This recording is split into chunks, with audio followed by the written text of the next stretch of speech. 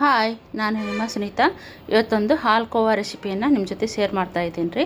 ಈ ಹಾಲು ಕೋವಾ ರೆಸಿಪಿ ನಮಗೆ 19 ಕಿಡ್ಸನ್ನು ನೆನಪಿಗೆ ತರಿಸ್ತೈತಿ. ಯಾಕಂದರೆ ನಾವು ಮೊದಲು ಸಣ್ಣರಿದ್ದಾಗ ಈ ಥರ ಹಾಲು ಕೋವಾನ 4 ಆಣೆ ಕೊಟ್ಟು ತಿಂತಿದ್ದು ನೆನಪು ಭಾಳ ಐತೆ. ಹಾಗಾಗಿ ಇದನ್ನು ನಾನು ಹುರ್ಗಡ್ಲಿ ಹಿಟ್ಟಿನೊಳಗೆ, ಪುಟಾಣಿ ಹಿಟ್ಟಿನೊಳಗೆ ನಾನು ಇದನ್ನು ಮಾಡಿದ್ದೀನಿ ರೀ.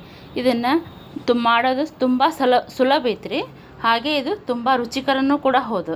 ಇದನ್ನು ನಾವು ಸಣ್ಣವರಿದ್ದಾಗ ತಿಂದು ಭಾಳ ಟೇಸ್ಟ್ ಮಾಡ್ತಿದ್ವಿ. 4 ಆಣೆ ಕೊಟ್ಟು ತೊಗೊಂಡು ಬಂದು ನಾವು ಮನೆಯೊಳಗೆ ತಿಂತಿದ್ವಿ. ಸ್ವೀಟ್ ತಿನ್ಬೇಕಂದಾಗೆಲ್ಲ ಇದನ್ನು ನಾವು ಅಂಗಡಿಯಿಂದ ತಂದು ತಿಂತಿದ್ವಿ. ಇದನ್ನು ಮೈದಾದಿಂದ ಮಾಡ್ತಾರೆ. ಮೈದಾ ಮೈಗೆ ಒಳ್ಳೆಯದಲ್ಲ ಅಂತಂದು ನಾನು ಇದನ್ನು ಪುಟಾಣಿ ಹಿಟ್ಟಿಂದ ಮಾಡಿದ್ದೀನಿ ರೀ. ಪುಟಾಣಿ ಹಿಟ್ಟು ಗರಿ ಗರಿಯಾಗಿ ಇದ್ದಾಗ ಅದನ್ನು ಚೆನ್ನಾಗಿ ಮಿಕ್ಸರ್ ಮಾಡಿ ಇದನ್ನು ಮಾಡಿದ್ದೀನಿ ರೀ. ಇದಕ್ಕೆ ಬೇಕಾಗಿರುವ ಸಾಮಗ್ರಿಗಳು: 1 ಕಪ್ಪು ಪುಟಾಣಿ ಹಿಟ್ಟು, 1 ಕಪ್ಪು ಸಕ್ಕರೆ, ಹಾಗೆ 1-2-3 ಲವಂಗ ಮತ್ತು ಏಲಕ್ಕಿಯನ್ನು ಇದಕ್ಕೆ ಮಿಕ್ಸ್ ಮಾಡಿದ್ದೀನಿ ರೀ.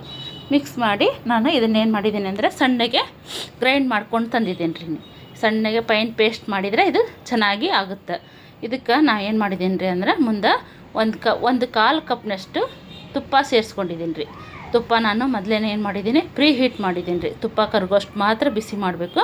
ನಂತರ ಇದನ್ನು ಬಾಣಲೆಗೆ ಹಾಕಿ ಸ್ವಲ್ಪ ತುಪ್ಪ ಕರಗಿಸ್ಕೊಂಡು ನೆಕ್ಸ್ಟ್ ಇದನ್ನೇನು ಮಾಡಬೇಕಂದ್ರೆ ಒಲೆ ಆರಿಸಿ ಅದನ್ನು ನಾವೇನು ಮಿಕ್ಸರ್ ಮಾಡ್ಕೊಂಬಂದಿದ್ವಲ್ಲ ಇದನ್ನು ನಾವು ಇದ್ರೊಳಗೆ ತುಪ್ಪದೊಳಗೆ ಕರಗಿದಂಥ ತುಪ್ಪದೊಳಗೆ ಹಾಕಿ ಕೈ ಆಡಿಸ್ಬೇಕು. ಒಲೆ ಹಚ್ಚಿರಬಾರ್ದು. ನಾವು ಒಲೆ ಬಂದ್ ಮಾಡಿ ಇದನ್ನು ಕೈ ಆಡಿಸ್ಬೇಕು. ಒಲೆ ಯಾವುದೇ ಕಾರಣಕ್ಕೂ ಹಚ್ಚಬಾರ್ದು. ಇಷ್ಟೇ ಪ್ರೀ ಹೀಟ್ನಾಗ ಇದನ್ನು ಪುಟಾಣಿ ಮತ್ತು ಸಕ್ಕರೆ ಪುಡಿ ಮಾಡಿ ಏನು ತಂದಿದ್ವಲ್ಲ ಅದು ಅಷ್ಟಕ್ಕೆ ಸರಿ ಹೋಗ್ತದೆ.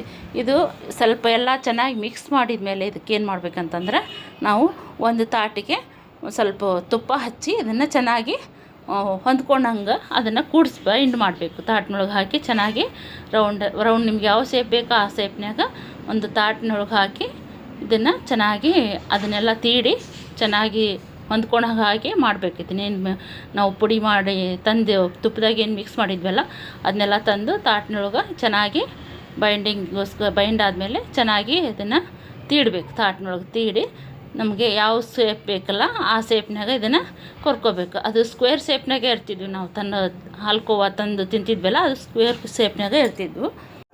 ಸ್ಕ್ವೇರ್ ಶೇಪ್ನಾಗ ರೆಡಿಯಾಗಿದೆ. ಈ ವಿಡಿಯೋ ನಿಮಗೆ ಇಷ್ಟವಾದಲ್ಲಿ ಪ್ಲೀಸ್ ಲೈಕ್ ಮಾಡಿ, ಶೇರ್